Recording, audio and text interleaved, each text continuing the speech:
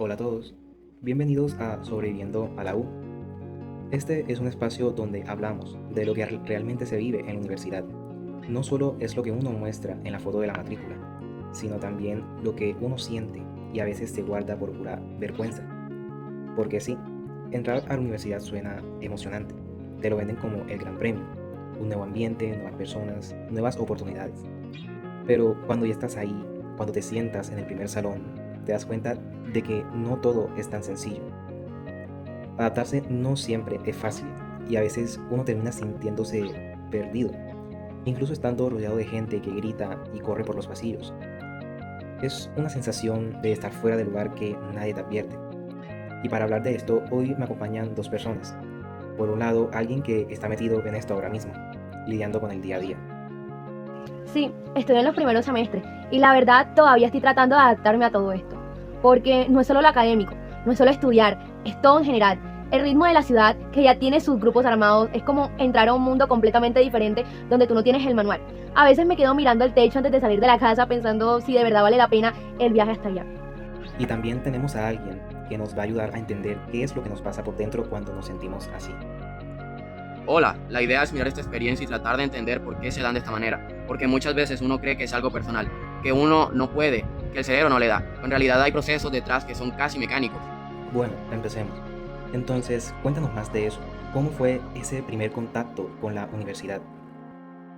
Al inicio fue emocionante, no te voy a mentir.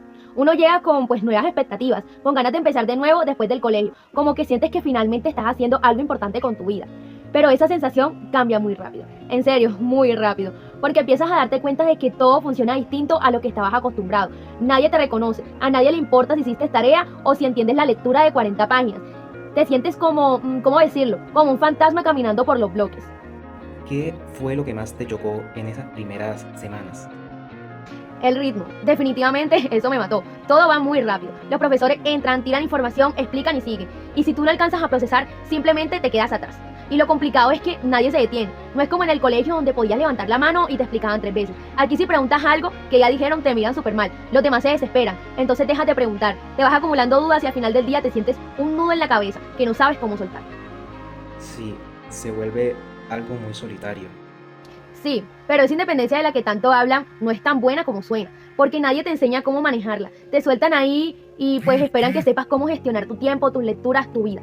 Pero uno llega pensando que estudiar es lo mismo de siempre, sentarse y leer, pero no, es otro nivel, otra forma, y uno no siempre sabe cómo hacerlo. A veces paso horas frente a un libro y cuando termino me doy cuenta de que no retuve ni una sola frase. Me da una rabia conmigo misma que no te imaginas. Y ahí empieza algo raro que me pasa mucho, porque no es solo que no entiendas la materia, es que empiezas a dudar de quién eres tú. Empiezas a ver a otros que participan, que se ríen, que responden con seguridad, y tú te preguntas por qué no estás igual. Te preguntas si los demás son genios o si tú eres el que tiene un problema en el aprendizaje. Sí, eso te va desgastando bastante la seguridad.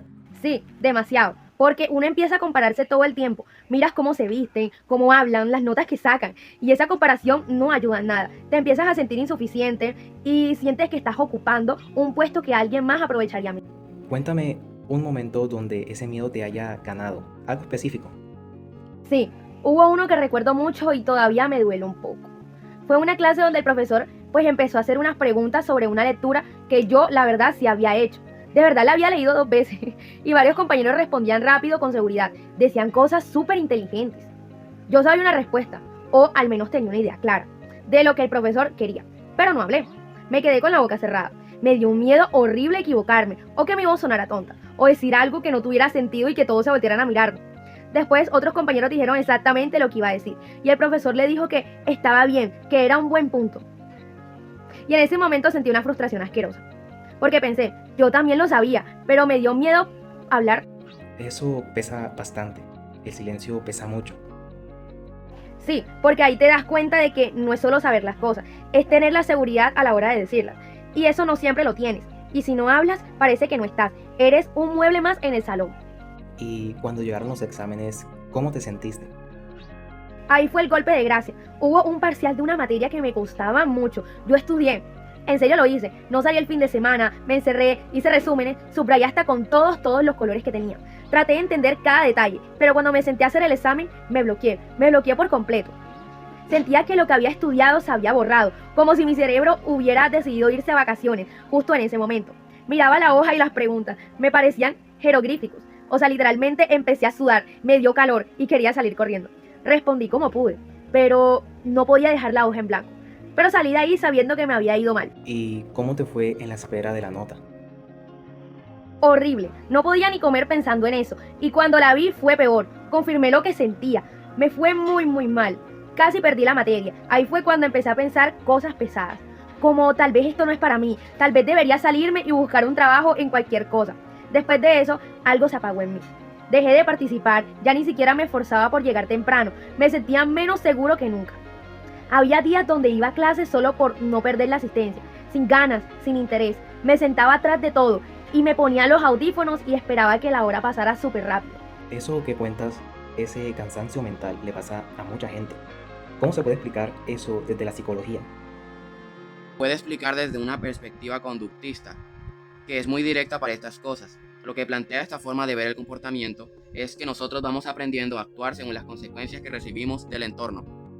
En su caso, él hizo un esfuerzo muy grande, estudió, intentó participar, sacrificó su tiempo libre, pero las consecuencias que recibió fueron negativas, una mala nota y el sentimiento de inferioridad frente a sus compañeros.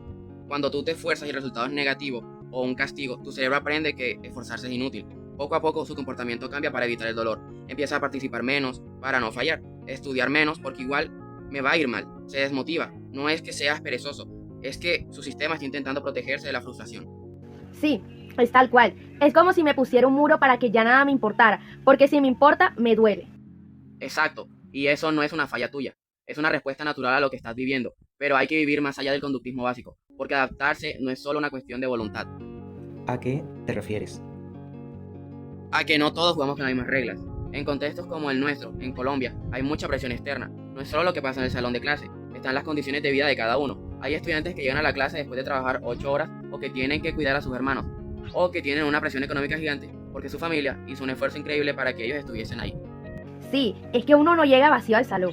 Yo a veces estoy en clase pensando en que el pasaje subió o en que no me va a alcanzar para las fotocopias del próximo mes. Claro, tu conducta no depende solo si estudiaste o no, depende de todo, el peso que traes desde afuera. Por eso el conductismo a veces se queda corto para entender la realidad de un estudiante aquí.